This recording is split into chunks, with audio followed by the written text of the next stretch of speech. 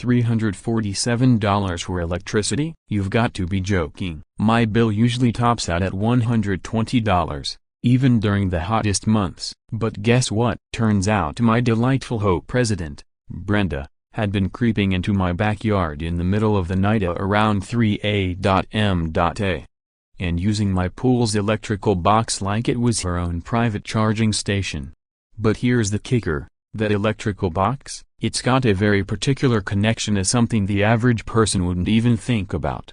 I tried giving Brenda a heads up, letting her know there was more to that box than meets the eye. She just laughed it off. Technical gibberish, she called it. Well, Brenda was about to find out what happens when you shrug off something you should take seriously. Now, I'm not the type to be awake at 3 a.m.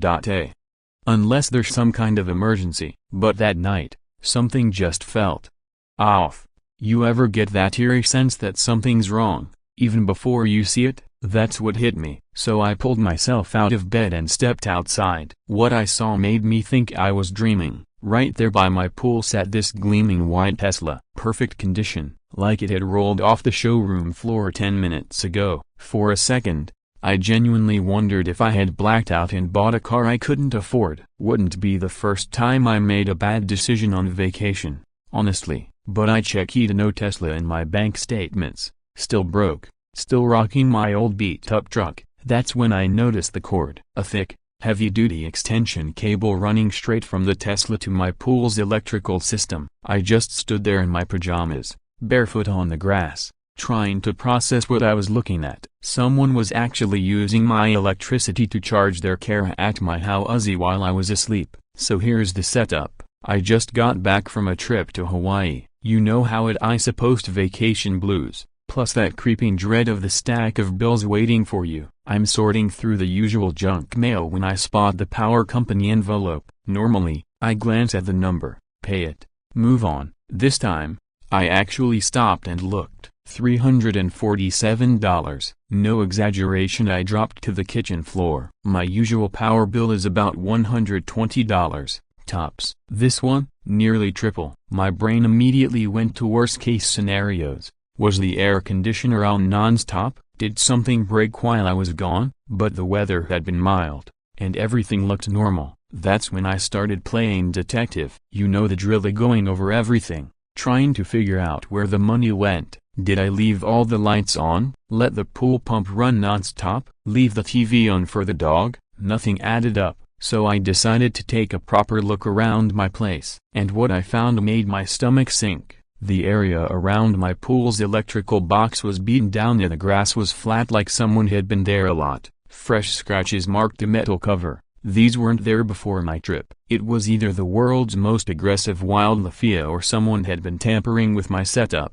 Time to get serious. I jumped online and ordered a set of security cameras. Rush shipping. I needed answers, and fast. My neighbor, Sam, offered to help install them. He's a retired engineer, lives next door, and he's basically seen it all. Real no-nonsense kind of guy. Took just 3 nights to get the footage I needed. Right on cue, around the same time each night, that white Tesla rolled into HOA parking right by the pool. Out stepped none other than Brenda Thompson, our lovely HOA president. Calm as you please, like she belonged there. She had it down to a routine. Open the trunk, pull out the extension cord, plug into my system, charge the car, then before sunrise back to unplug, wrap up, and disappear like nothing happened. I watched that footage 3 times before it hit me. Brenda Thompson, the same person who hands out warnings if your garbage bins aren't hidden or your lawn is too long, had been stealing from me. Flat out theft. I showed Sam, and his jaw just about hit the floor. Man, that's like catching the chief of police robbing a bank. He wasn't wrong. Here's the irony. This woman runs our neighborhood board, collects our fees, constantly reminds us to keep up appearances, and she's been using my backyard like it's a free Tesla station. Now here's where I messed up. I'm an engineer by trade, so I like to do things methodically. Instead of confronting her directly, I figured I'd try the polite route. I installed a simple lock on my electrical box and left a note. Hi, I've noticed someone has been tapping into my electrical setup. This is private property. Please do not use it. Thanks. Yes, I even included an exclamation point. Sam, being the voice of reason, warned me, "She's the HOA president. You think a note is going to stop her?" But I wanted to believe the best. I figured once she knew I'd caught her, she'd back off out of embarrassment or at least common sense. Nope. Less than a day later, I found the lock-unit completely destroyed, pieces of it scattered on the ground like she wanted to send a message. And the Tesla? Still there, still plugged in like my note meant nothing. That's when I knew it was time to deal with this head-on, so I waited. That night, right on schedule, here came Brenda, cord in hand. I stepped out from behind the trees, probably looking like some kind of spooky lawn ghost in my bathrobe, and said, "Brenda, we need to talk." Her expression? Total shock, then immediately defiant. "David, you scared me. What are you doing creeping around your own yard?" Like I was the one acting weird. "Brenda," I said calmly, "you've been charging your car from my pool system. That's theft." Her response? "Prove it. Got any evidence?" She said this while still holding the extension cord. I tried to explain. "That system connects to my septic tank. It's designed that way for efficiency. If you pull too much current." She cut me off before I could finish. "I don't care what it connects to. You can't stop me." That's when it hit me. This wasn't about confusion or even embarrassment. This was about pure entitlement. Brenda felt like she had every right to use whatever she wanted, whenever she wanted. But what she didn't realize was that I had been keeping track of everything. Her nightly Tesla charging visits weren't the only questionable things happening in our neighborhood, and I was starting to uncover more. Drop a comment and let Anna Dramanes know. Have you ever had a neighbor who you just knew was hiding something bigger than it looked on the surface?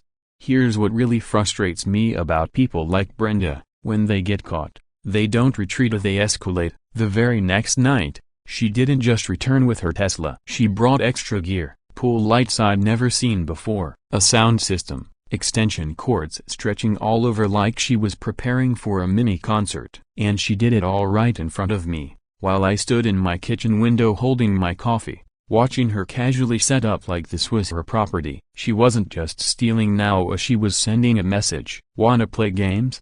Her actions seemed to say, "Let's play." The next morning, Sam came over, took one look at the setup, and just muttered, "She's not just stealing anymore, she's making a statement." And it was clear, Brenda didn't think I could or would do anything to stop her. But then, Brenda took things to a whole new level. She didn't just stop at using my electricity. No, now she was trying to justify it, trying to twist it into something noble. But Brenda's real skill wasn't sneaking around, it was manipulation. While I was trying to find a mature and logical solution, she was out spinning a story, telling neighbors I was anti-environment, claiming I was against green energy and sustainability. Yep, the same woman draining my electrical system every night somehow turned me into the villain. "She's just being selfish with community resources," Brenda told Mrs. Miller. "He doesn't want to support clean transportation." No joke, Mrs. Miller actually approached me at the mailbox one morning and asked why I was being stingy with my electricity. I just stood there thinking, since when did my private electrical system become a community asset? But that's Brenda's genius. She was so good at warping the narrative that she got people who didn't even like each other to agree I was the problem. I'm convinced she could convince fish they were drowning if it served her agenda. And the hardest part? Watching neighbors I'd known for years start looking at me differently. The Smiths stopped waving. The Johnsons, always whispering, then going quiet whenever I stepped outside. It felt like Brenda had single-handedly turned the neighborhood against me and I hadn't done a thing wrong. Sam stayed on my side, but even he was worried. "Man," he said, "you're out here playing checkers while she's playing 4D chess. You're fighting with logic. She's building a story." And he was absolutely right. While I focused on facts, she's stealing. It's illegal. This needs to stop. Brenda was crafting a legend. David Carter, the greedy ranch owner trying to crush progress and clean energy. It was diabolical, and honestly, kind of impressive. She'd taken theft, wrapped it in green PR, and somehow made me the enemy. Meanwhile, my electrical system was starting to show serious wear. I kept hearing weird noises, grinding, humming, things switching on and off at random. The pool pump sounded like it was on its last leg. Nothing was working right anymore. Timers were off, Motors were stressed. I knew she was pushing it too far. I tried to reason with some neighbors, explained the overload, showed diagrams, walked them through the danger. Big mistake. Mrs. Miller just blinked at the technical stuff and said, "This is too complicated." And that's when Brenda swooped in again. "See?"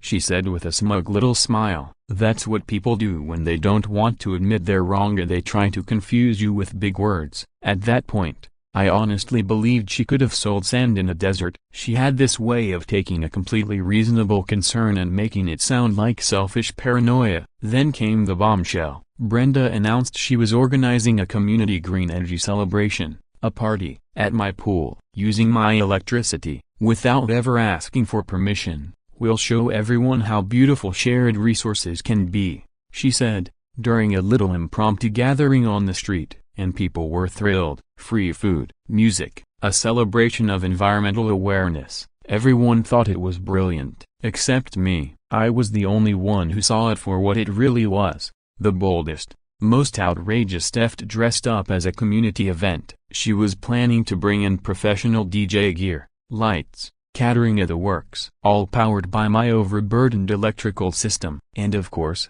the Tesla would be front and center, charging away while Brenda made speeches about eco-responsibility. It was breathtaking. The gall, the nerve. She was throwing a party to celebrate stealing from me, and somehow, I was the one being painted as the villain if I dared say anything. I went home that night, sat on my porch, and just tried to absorb the madness. Brenda had managed to hijack my electricity, turn my neighbors against me, and throw a party to celebrate it, all while making herself look like a hero. I called Sam. He came over with a couple of beers and that look that always means, "You're not gonna like what I'm about to say." "Dave," he said, "you're stuck. If you fight this publicly, you look like the guy trying to ruin the neighborhood's fun. But if you don't fight Ida Broken Bar, she wins everything." We sat there quietly for a while, just listening. My pool system was making those same awful grinding sounds, louder now, more frequent, and I knew it couldn't take much more of this. Then Sam asked me the one question that changed everything.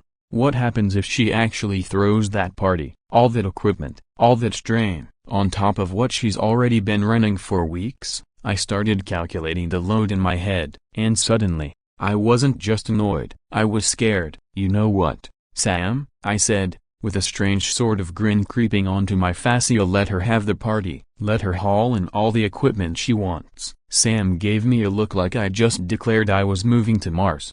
"Are you giving up?" "No," I replied. "I'm going to let physics handle this one, because here's what Brenda never bothered to understand. Electrical systems have limits. And when you push them too far, things start getting interesting, especially when your pool's pump circuit happens to be tied into your septic system." Yeah, I'd mentioned that to her once. She'd waved it off like it was just a bunch of tetchy babble. Well, she was about to learn the hard way how real that babble was. Sometimes the best way to make a point isn't through debate, it's by letting reality take the wheel. And what nobody in the neighborhood realized was that I hadn't just been recording her Tesla visits, I'd been documenting everything. What I found next didn't just shake me, it flipped the entire neighborhood's view of her upside down. The next morning, Sam stopped by with a look that told me something was up. He sat down at the kitchen table, serious as a heart attack. "Dave," he said, "this isn't just about your electricity." At first,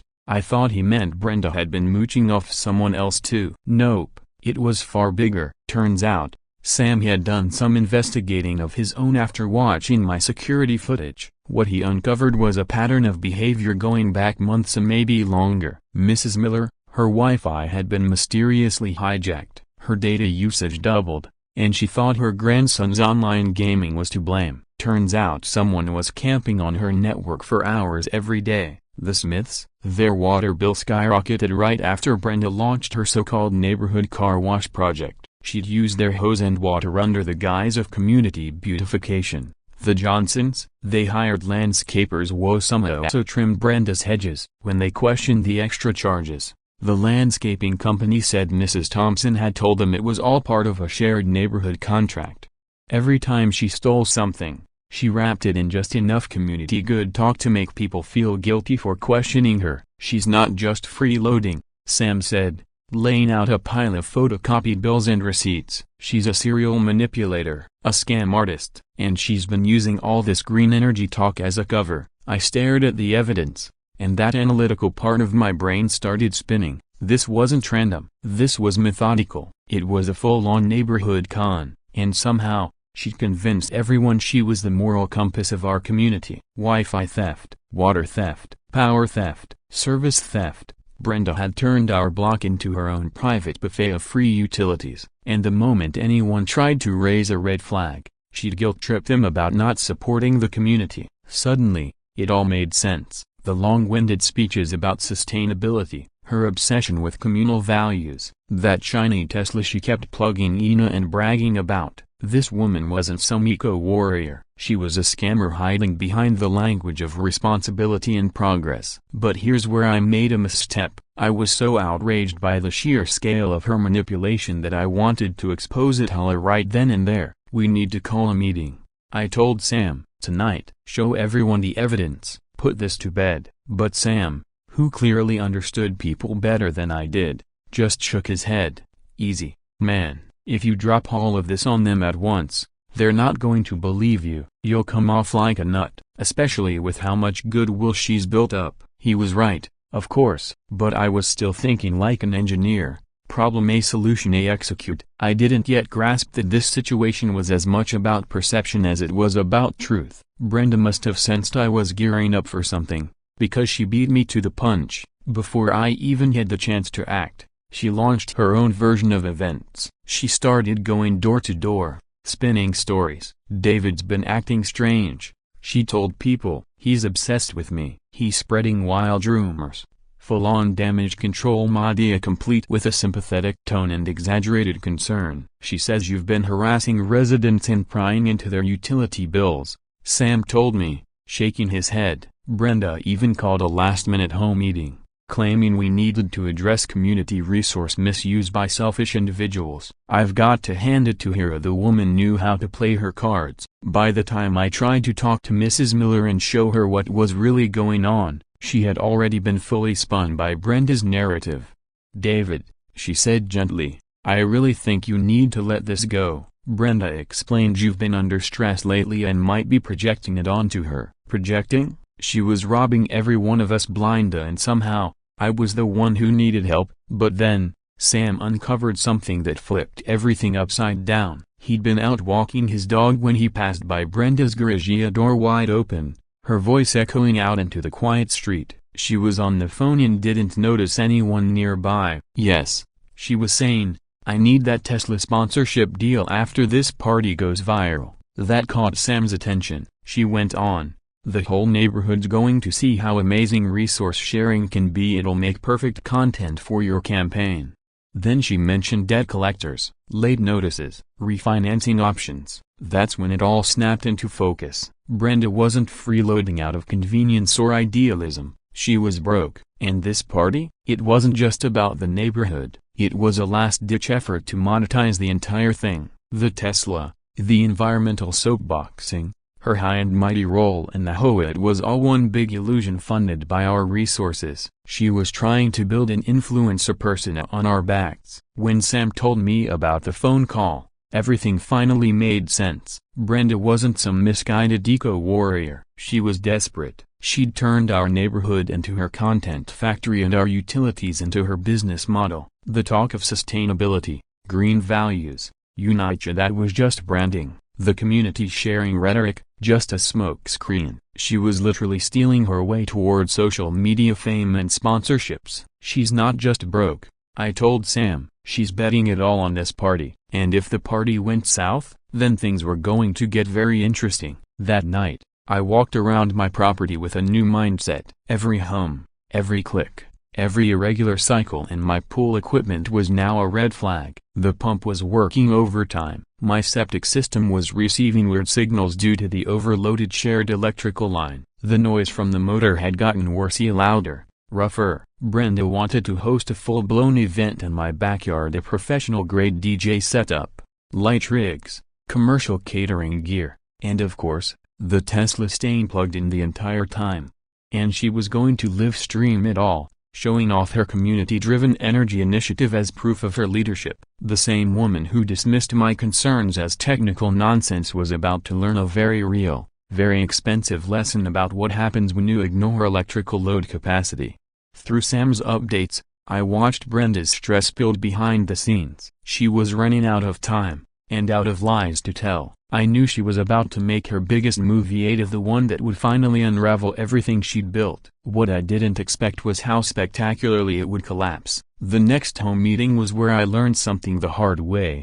Being right doesn't mean you'll win. I came prepared at charts, diagrams, screenshots of power readings, printed copies of tampered equipment records, even photos of the damage to my yard. My old engineering professors would have been proud of the presentation I put together. I had every piece of evidence I needed to prove Brenda had been stealing from all of us, manipulating the community, and putting my property at serious risk. But what I didn't have, the ability to connect. I launched into my data, started explaining circuit loads, backup triggers, mechanical stress, and before I was even halfway through, I could see it. Glazed eyes, confused frowns. "This is too complicated, David," Mrs. Miller said, clearly overwhelmed. The Smiths sat politely, nodding out of habit, but I could tell they were completely lost the second I started talking about power balancing. Then, right on cue, Brenda made her entrance. She swooped in like she'd been waiting for the moment I tripped over my own intelligence. "See how he tries to throw all this confusing jargon at us?" she said, gesturing dramatically to my charts like they were weapons. "That's what people do when they don't want to admit they're being selfish." She didn't address a single piece of my actual evidence, not the bills, not the broken equipment, not the overuse or theft. Instead, she launched into her greatest hits, talking about unity, environmental responsibility, progress. She painted me as someone who couldn't keep up with a changing world, a bitter man clinging to his personal wires while the rest of us embraced sustainability. And the worst part? The crowd bought it. They didn't understand circuit diagrams, but they understood a feel-good story. And Brenda, she made them feel good. I walked home that evening with the weight of failure pressing hard on my shoulders. It felt like I'd been shouting in a language no one spoke. Sam was already on my porch when I got there, beer in hand, shaking his head. "Dude," he said, "you lost them the moment you said day load distribution. You went full engineer on people who just wanted to feel good about helping the planet." And that's when he told me something that shifted everything. "You're treating this like a technical issue,"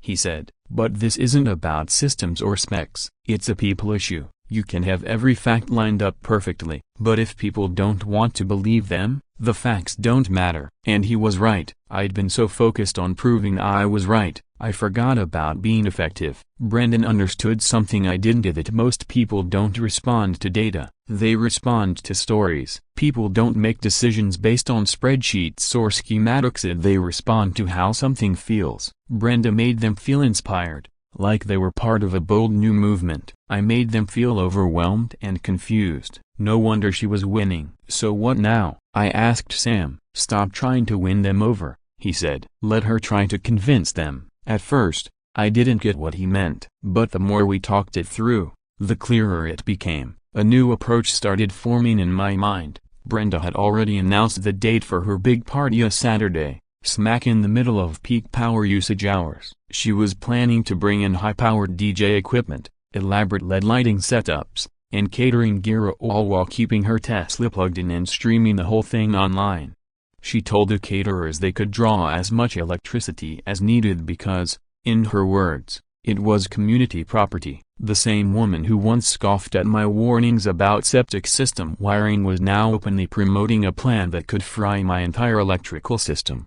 And you know what? Something inside me shifted. "Let her do it," I told Sam. "Let her bring every light, speaker, and plug she can find." He stared at me, eyebrows raised. "You're giving up?" "No," I replied. "I'm letting physics be the teacher." Here's what I'd realized: sometimes, the best argument isn't made with words, it's made with consequences. I tried to stop Brenda with facts, rules, and logic. None of it worked, but letting her hit the limit, that would speak for itself. Because when an overloaded electrical system fails, it fails loudly, and when a septic pump receives inconsistent signals, The result isn't just a technical error where something has to give. I tried to explain all of this to her. She dismissed it as technical babble. Fine, let her find out firsthand just how real babble can be. Sam nodded when I shared my new plan. Now you're thinking smart, he said. Some people only learn by hitting the wall themselves. So,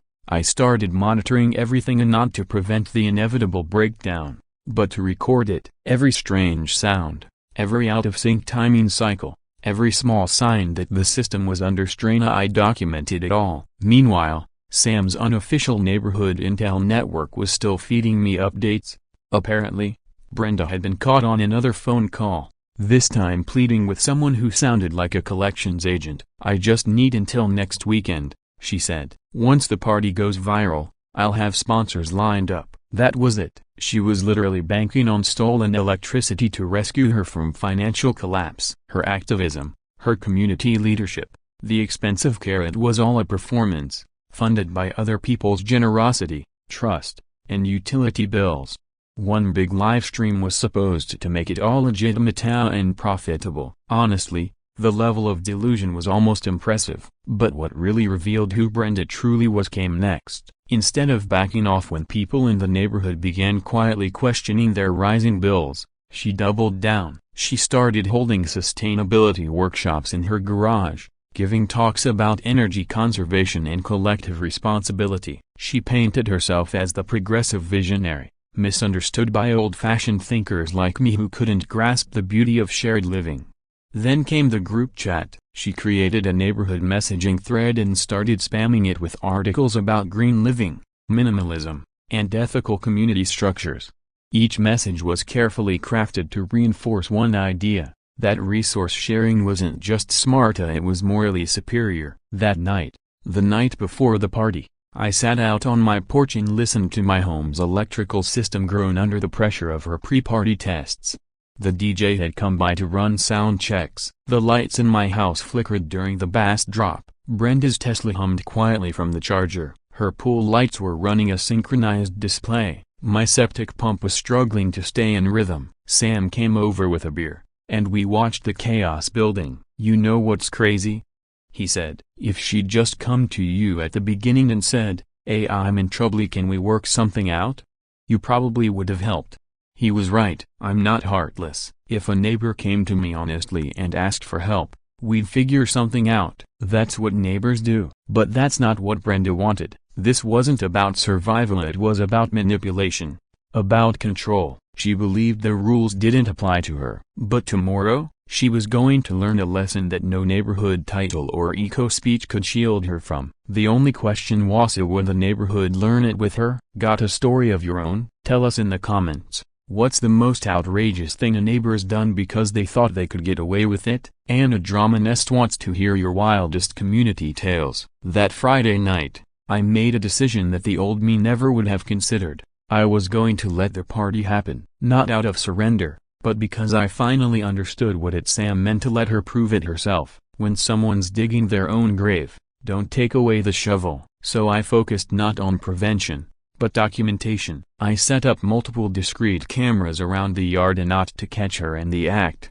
but to capture the fallout. I installed live electrical monitoring sensors to track everything the system would go through. I had everything ready to track the exact moment the system would hit its breaking point. I even set up a lawn chair in the backyard with a clear view of the entire setup. If Brenda was going to turn my property into the stage for her performance, I was going to enjoy front row seats. The neighborhood dynamics had started to shift, quietly but noticeably. Mrs. Miller had come to me in private, finally admitting she believed my claims about the resource theft. She'd done a bit of digging herself and discovered clear signs that her Wi-Fi had been used without permission. Then the Smiths dropped by to mention something odd. They noticed their water usage had been spiking, suspiciously, every time Brenda was out front with her car eco-washing sessions.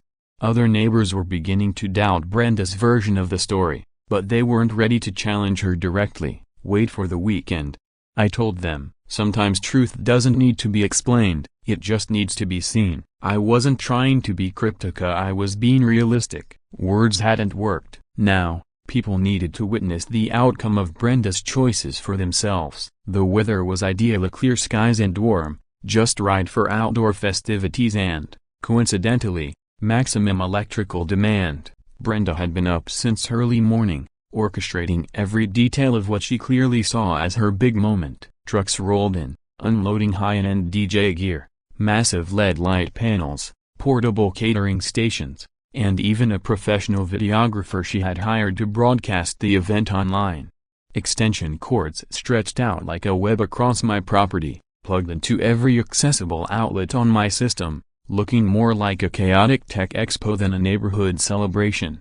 From my kitchen, I watched as Brenda gave commands like a show director preparing for a grand premiere. She was dressed in a sleek white outfit, hair and makeup flawless. This wasn't just a casual gathering, this was her official unveiling as the face of green innovation. By midday, my electrical system was under serious strain. The Tesla was humming contentedly in its display spot beside the pool, drawing its usual heavy load. The DJ's sound checks were already making my house lights flicker, and the catering warmers and coolers were pulling constant power. The pool pump was grinding, now a familiar noise that signaled trouble. Worse, the septic pump, which should have been running on a stable timer, was acting erratic, confused by the uneven power surges. Sam showed up and found me out on the porch, sipping a cold drink and monitoring the chaos on my tablet. "You seem awfully calm for someone whose entire electrical system is being abused," he said. I smiled. "That's because I already know how this ends." Soon, guests started arriving, dozens of them. I'll give Brenda credit as she managed to gather nearly 50 people. Some I hadn't seen in months, others were clearly newcomers from outside the neighborhood, lured in by her social media promotion about a revolutionary community sharing initiative. People brought food, folding chairs, and smiles. There was an uplifting, hopeful energy in the air, like they truly believed they were part of something special. It was a broken bar, almost sweet. Too bad they had no clue what they were actually part of. Brenda, naturally, was everywhere posing for pictures, giving sound bites, gesturing like a visionary leader. She spent most of her time stationed near the Tesla, using it as the shining example of a sustainable lifestyle. And then came her grand moment. She went live. Multiple streaming platforms, lights on, cameras everywhere. Neighbors pulled out their phones to record. The videographer got into position. "This," she said to the growing online audience, "is what true environmental leadership looks like. Community-powered living, built on mutual support and shared resources." The irony could have been packaged and sold. She was literally live streaming the theft of electricity and infrastructure while branding herself as a green movement pioneer. Honestly, the sheer confidence was almost admirable. But while Brenda preached to her viewers, my electrical readings climbed better, higher, hotter, riskier. The DJ announced it was time to crank up the anthem for a sustainable future. And then, the system snapped, bass kicked in, the amps surged to full power, and every single speaker hit max output. The lighting arrays launched into their most intense sequence. Catering equipment roared to peak operation for food service. And the Tesla? Still plugged in. Still draining energy like a luxury leech. I stared at my screen. The load reading was officially beyond my system's safe capacity. And what most of the crowd didn't realize, or what Brenda never cared to learn, was that both my septic and pool pumps shared the same electrical line. When too much pressure builds, it has to release somewhere. The first sign came as a low rumble underfoot, as subtle but unsettling. My pool pump was straining, fighting against electrical noise from every other device on the grid. The septic pump, confused by unpredictable surges, kept trying to start its cycle. And failing. People began noticing something was off. The music cut out, briefly but noticeably. Lights dimmed, then brightened suddenly. Confusion flickered across faces. Still, Brenda pressed on. She addressed her viewers, telling them this party proved that individual property ownership was an outdated concept and that sharing resources was the only path to environmental progress. That's when Sam leaned in beside me and delivered the final twist. "She's been on the phone with Tesla reps again," he said. I overheard the call. She told them this event was guaranteed to go viral and would show thousands of viewers how Tesla builds stronger communities. She was trying to sell the entire neighborhood as a demo reel. All of us were just props in her audition. And she still didn't realize what was about to happen. That's got to be worth a sponsorship, right? She wasn't just stealing electricity, she was trying to profit from it. Her whole identity as an eco-influencer was based on resources she'd taken without permission from her neighbors. Now, she was preparing to turn that stolen energy into branded content. With half the neighborhood showing up and cameras rolling across multiple platforms, Brenda was completely unaware that she was moments away from becoming viral for reasons she hadn't planned. Everything was building toward a climax so perfectly chaotic, you couldn't plan it better if you tried. The event was in full swing. Neighbors were laughing and relaxing, kids splashing around the pool, and multiple live streams were broadcasting this supposed revolution in community sharing to audiences online. The DJ kept things moving with what he called eco-conscious beats, though what made them eco-conscious was anybody's guess. Brenda floated through the crowd like a seasoned campaigner, shaking hands, giving on-the-spot interviews, and positioning herself as the visionary behind the future without private ownership. Her Tesla sat shining in the sun behind her, still drawing power from my system and conveniently placed as a glowing backdrop for every impromptu speech. It was also carefully choreographed. Nobody noticed the warning signs screaming from my infrastructure.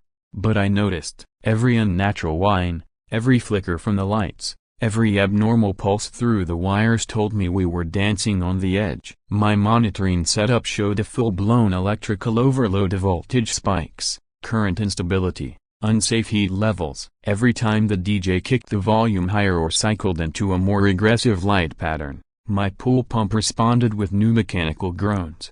It had progressed from grinding to something more alarming, a repetitive, hollow knocking sound that hinted at serious internal strain from inconsistent current flow.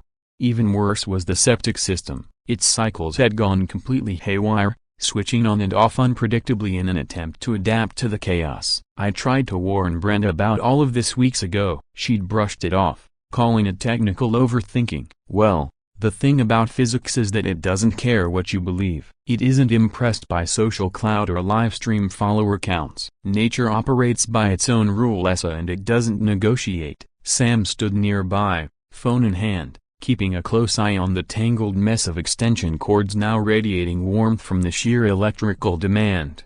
"How long can it hold?"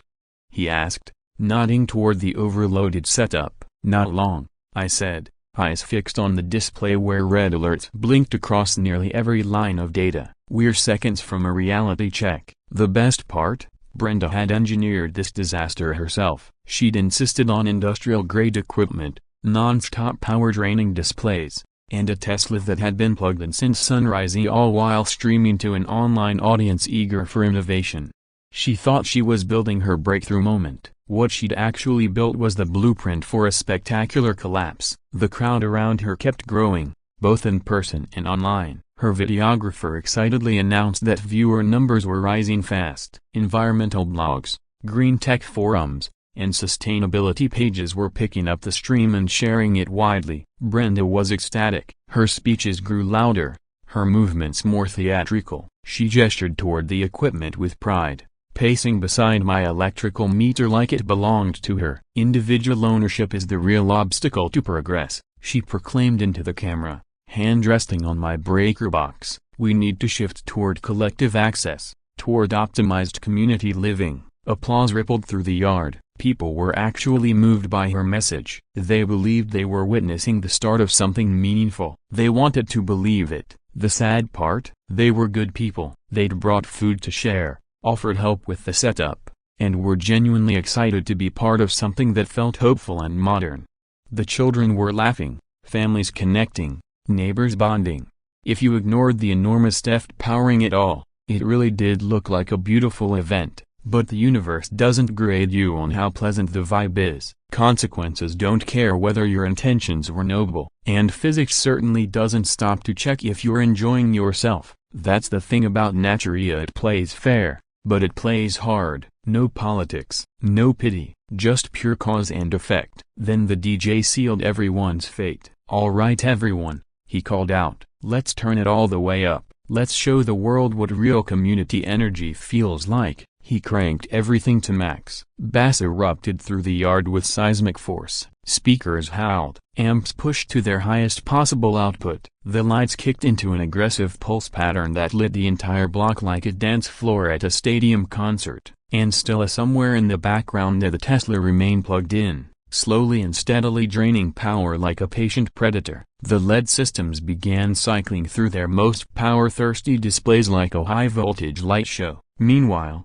the catering gear hit its peak workload, warming trays, refrigeration units, and hot plates all drawing uninterrupted current. And through it all, the Tesla sat there, relentlessly siphoning energy like it had a reserved right to it. I glanced at my monitoring dashboard again. The numbers were climbing into what any seasoned electrical engineer would classify as the failure imminent zone. The pool pump had moved from groaning to screeching, producing noises so jarring that even a seasoned mechanic might wince. The septic system, once functioning if barely had fully descended into panic mode. It was cycling wildly, like a machine having a nervous breakdown in real time. And at that exact moment, Brenda decided it was time to deliver her grandest performance yet. She planted herself in front of the Tesla, framed just right for maximum visual drama, and addressed her audience with practiced flair. "This," she declared proudly, "is what environmental leadership truly looks like." She waved toward all the power-guzzling equipment as if she were unveiling a revolutionary invention instead of orchestrating an electrical tragedy. "We're showing the world that we can break free from the chains of selfish property ownership." Applause erupted. Cameras zoomed in. Viewership on her stream kept rising. She was riding the high of what she believed to be her finest hour, her viral rise to fame as a green living trailblazer. Too bad she had no idea the entire illusion was seconds away from collapsing in the most unforgettable way possible.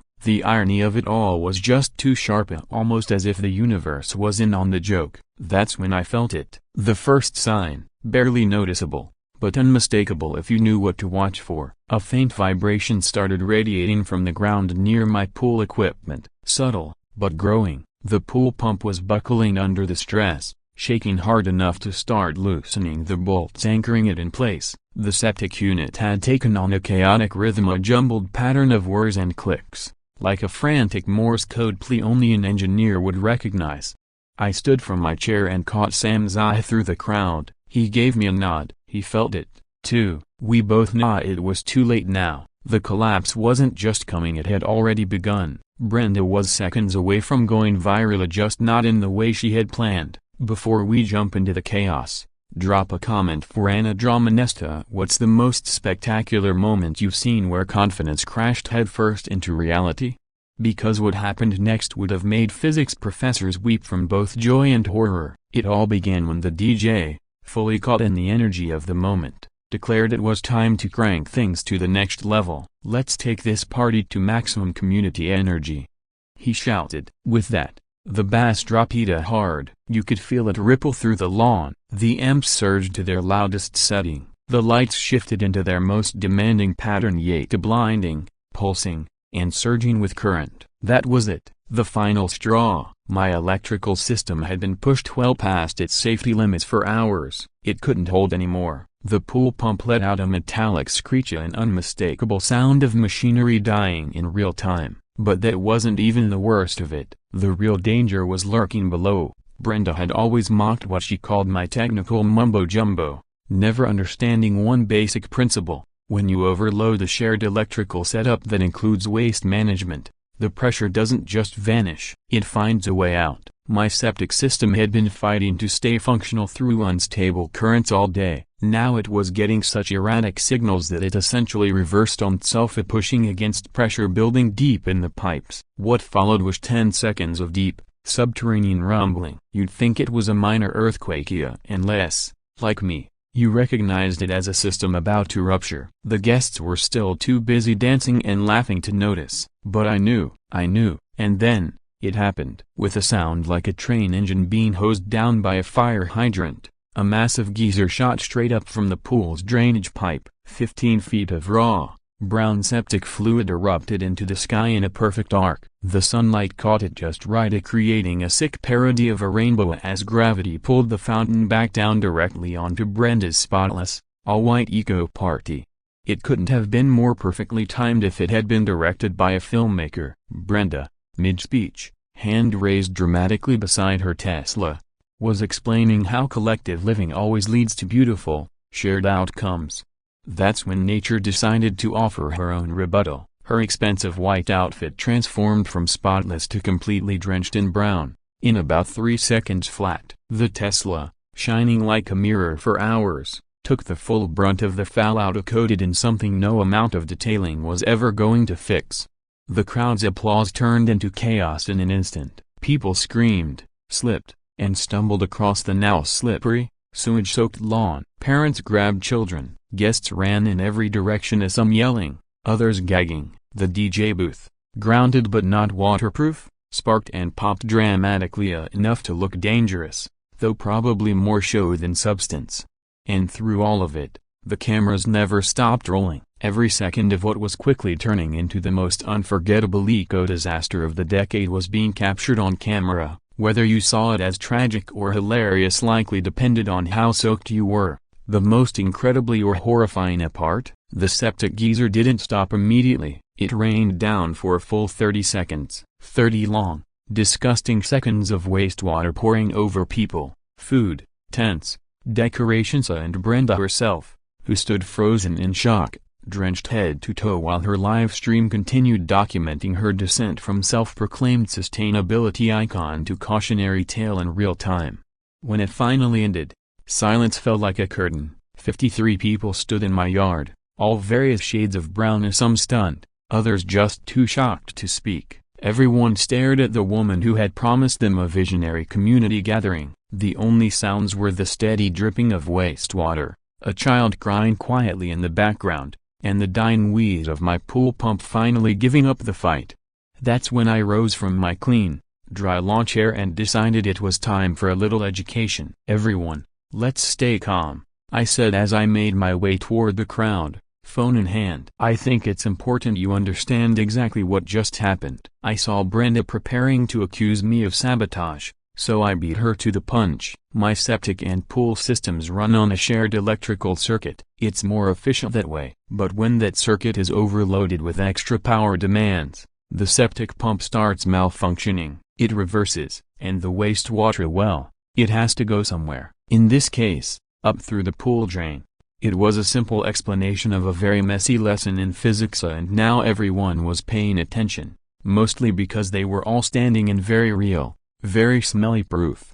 "But here's what really matters," I continued, unlocking my phone and playing a video clip I warned Brenda about this weeks ago. The footage showed a previous confrontation between us. My voice was clear, explaining the risks of overloading the system and pointing out the consequences. You could hear her brushing me off, calling it nonsense. The shift in the crowd's mood was immediate. Faces changed from confused to outraged as the reality sank in. If this wasn't an unfortunate accident or a system glitch, this was the inevitable result of someone ignoring very clear warnings while siphoning off electricity she didn't own. Mrs. Miller was the first to speak up, wiping her soaked face as she glared at Brenda. "You knew this could happen and you still did it?" Then the Smiths chimed in. "You let us defend you while you were stealing from us?" Voices around the yard grew louder, more indignant, as guests began to connect their mysterious electric bills and flickering lights to Brenda's so-called community sharing. But even as she stood there, completely soaked in proof of her own recklessness, Brenda wasn't ready to admit anything. "This was sabotage," she screamed, pointing a dripping hand at me. "He rigged his system to humiliate me." Still trying to play the victim, still lying, even while wearing the consequences. That's when Sam stepped forward. He held out his phone and hit play on a recording he'd made clips of Brenda talking about dodging debt collectors, trying to land Tesla sponsorships, and laughing off my warnings as paranoid nonsense.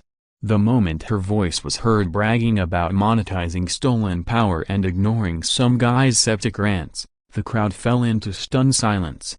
By the time Sam's audio ended, no one had doubts about who Brenda really was. The woman who styled herself as a sustainability leader was actually funding her lifestyle by stealing electricity, ignoring safety, and exploiting her neighbors. And when things started to crack, she dragged everyone else down with her. Within the hour, fire trucks and city inspectors showed up to handle what was now being treated as an environmental hazard. Brenda was slapped with multiple charges: utility theft, property damage, public health endangerment. Her house was repossessed not long after when her debts became public. Her online following, which had been built on lies, stolen resources, and emotional manipulation, vanished almost overnight. She went from influencer to infamous. And me, I became the accidental neighborhood hero who just happened to let science do the talking. So, what's the takeaway here? Sometimes, when people refuse to listen to reason, it's best to step aside and let nature or physics teach them the lesson. Brenda thought she could steal her way to influence,